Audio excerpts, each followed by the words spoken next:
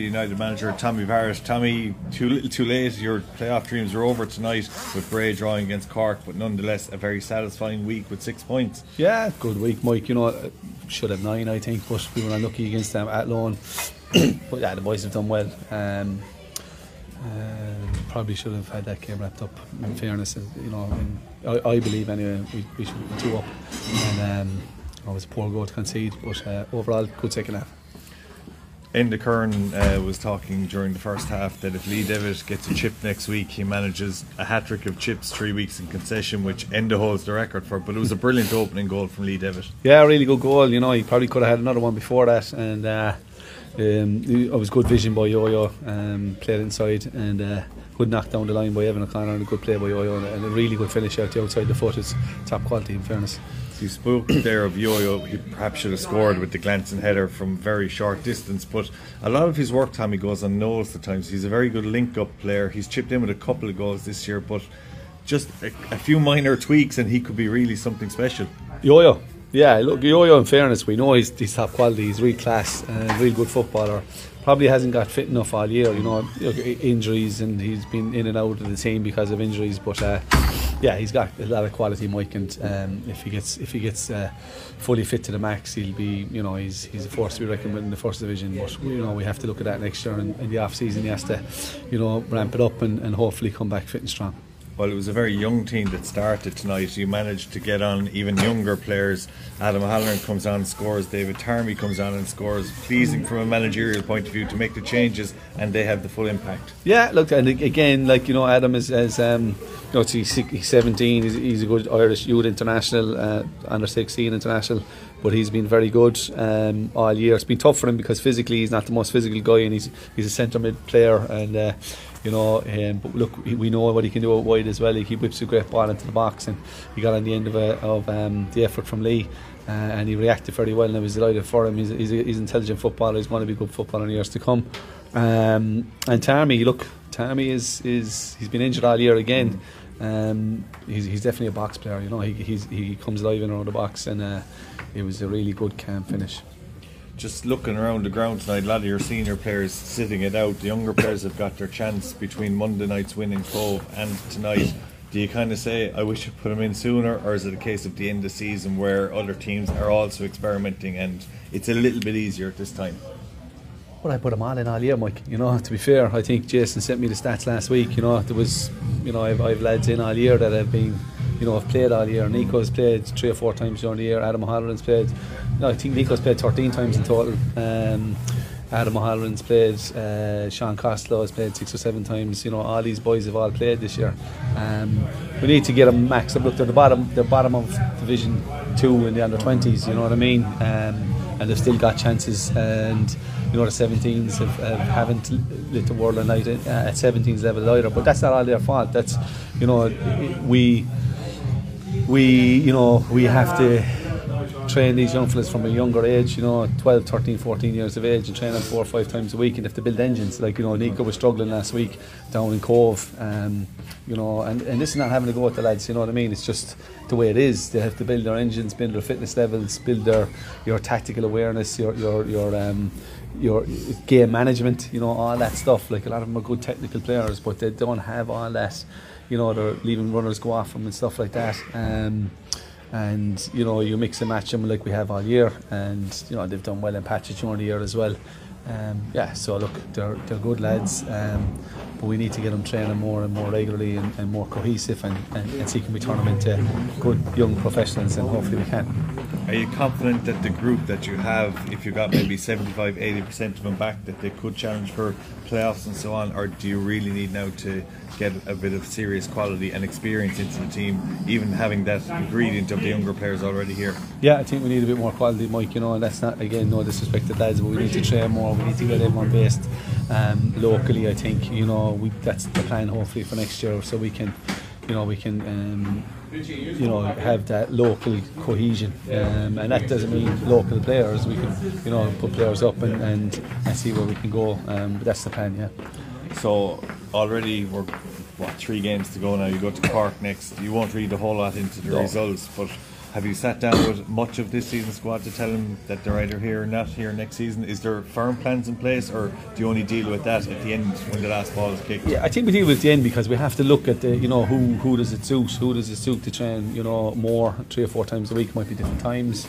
We have to get, as I said, more everyone based locally and more cohesion, because we've had a lot of travelling and a lot of lads travelling down through the years, and it does take a lot out of you and does take a lot out of them. So that's the plan, is to add a bit more quality, and of course there'll be players that'll go, and obviously if we can get better players and better quality, we'll keep that better quality, but we'll certainly be hoping to keep a lot of the boys who can commit to what we're looking for. In the past number of years we've kind of adjusted to keep lads around and have quality players playing with us, but a lot of teams are gone.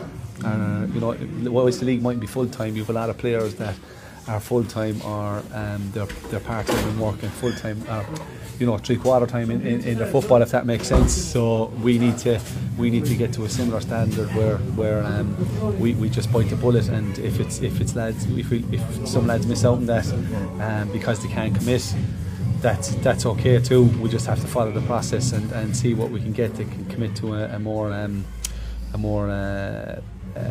I suppose up the ante and a more professionalised setup with more training sessions and more athletic development as well. I think the athletic development is a huge one. A lot of our younger players, as I said, are good technical players, and athletic development needs to come on a bit. Some of the lads are good, like Rishkoff has been very good. He's a very good athlete. We have to work on his footwork maybe, and the stuff to work on with him, but he's aggressive, and he's you need to be like that in the first division, and he doesn't look out of place. He's done really well, to be fair to the kid. And finally, Tommy, while you might have firm plans in your head, it probably all depends on the investment in the squad. Have you had an assurance from Tricor? Many people would have given them a year's grace to come in and get under the bonnet as such and see how they can improve things, but have you an assurance for next season about where the club is going? Can you strengthen? Will you have a little bit of an extra leash released on you in terms of getting some players in? Yeah, we're hoping to get some accommodation, and we're hoping to increase the budget, but it won't be mental. We have to get the, we keep saying that the off the pitch stuff right and grow it, but it definitely will be more, Mike, and we'll be hoping to add a bit more quality and certainly be competing in around the playoff positions. We call it spade a spade. That's what our budget will be looking to do. And certainly challenge a bit more. But look, this is the first year that we haven't really brought it to the last day, so how bad. Tommy, looking at next week's game against Cork City, I suppose you've played out 3 draws with them so far. You've held them well when they've looked to attack you, and in patches you probably deserve to win the games. Is it a different proposition now next week with like Sean Maguire and Rory Keating flying fit, and their games have been a little bit more open now since they've kind of won the title? Yeah, and I think we have to go down there and have an open game as well, have a go. There's nothing to lose now, and let him have a go, and we'll have a go back. And I think, in fairness, that's what the games have been like with Cove last week. I thought Cove last week was a really good game. I thought tonight was decent enough as well for nothing to play for as such. So we'll go down there and we'll hopefully have a good open game and see can we get a result. You talk about next year, I suppose the other thing Cork City are going up. I suppose one team that probably look like they're going to be coming down is Dundalk. It probably opens up the division a lot next year, because there's a high possibility there could be no real full-time team in the division, no outright full-time team next year, and it's it really frees it up for someone to go and grab the title, really. Yeah, it does. Yeah, I think Dundalk might be full-time to come down, but if they come down, which they should, I suppose, at this stage. Yeah, you're right. But as I said, there's a lot of them. Like Wexford, a lot of full-time players. Athlone have a lot of full-time players. I think Cove have a few. Finn Harps definitely have full-time players. So they're ahead of us in the process with having those amount of full-time players. So it does make a difference whether people like to hear that or not. It does make a difference. Will we have any full-time lads next year? We won't, but we'll have lads that are training. As I said, they're not working as much. We're hoping some lads can work part-time. We'll have lads in college. And we'll have that kind of a 3/4 football model. You talk about not going maybe all out. Do you think there's maybe? I think it's probably. I suppose like we mentioned the Dog, they've probably been an example of it. But a lot of teams spending a lot of money. You see like Greg Cunningham coming into the league, Sean Maguire. Is there a fear of possibly maybe I suppose a bubble like we saw in the mid 2000s that might potentially burst? teams in the first division are going to fancy their chances next year and might go for it a bit more financially. Do you think that's a bit of a worry? I do. I absolutely do. The crowds don't match the finances. We like the people have a lot of people have backers. I don't know what they spent to get up, but I'd imagine for 3 years it was in around 3 million. Again, I don't know that, but I'd imagine if you're looking at a full-time model, $1 million a year isn't a massive amount of money, even though it sounds like it. Waterford would be pretty similar, so it's important that we grow on and off the pitch in the right way and a sustainable way. And I think, in fairness to Ciara and Tricor and everyone else that's involved, Mary and Sean and the lads that are over here, I think everyone has the same plan. And look, if we had 4,000 people at a match, we might be able to pump a lot more money in. So it's up to the people of the region. If they want to get 3,000 or 4,000 people at a match, do we have to do more and get more entertainment and make it a match night experience? We probably do. But at the same time, if we can get that amount of crowds in, maybe we can put more money in.